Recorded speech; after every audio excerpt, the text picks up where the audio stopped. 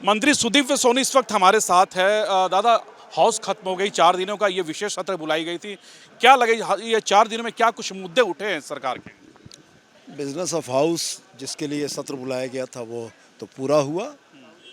सदन में विपक्ष की भूमिका संतोषजनक तो नहीं कहेंगे, क्योंकि अंतिम दिन चाहे माननीय राज्यपाल के अभिभाषण पर वाद विवाद हो या अनुपूरक बजट का पारण हो, जिस सतही चर्चा का परिचय दिया विपक्ष ने, ये अच्छा संकेत नहीं है। सकारात्मक चर्चा होती, गुण दोषों की चर्चा होती, ये बेहतर होता। लेकिन राजनीतिक उद्देश्यों की पूर्ति के लिए प्रदेश की सर्वोच्च पंचायत को अगर राजनीति का अखाड़ा बनाने की कोशिश है तो ये दुर्भाग्य। कितनी कारगर आप बजट मान रहे हैं? 11,600 जो 97 करोड़ का जो बजट है, क्योंकि विपक्ष तो यह तो अनुपूरक बजट है, क्योंकि चुनाव के दरमियान बहुत सारी राशि खर्च नहीं हो पाई। महिला बाल कल्याण पर जो पैसा सरकार ने संकल्पित था उसको दिया है।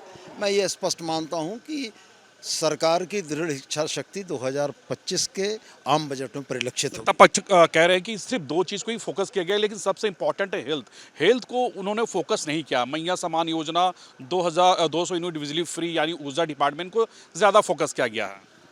देखिए, सवाल यह है कि सरकार अपनी प्राथमिकताएं चुनने के लिए स्वतंत्र है और जनता ने सरकार के इस अधिकार पर अपनी मोहर लगाई है।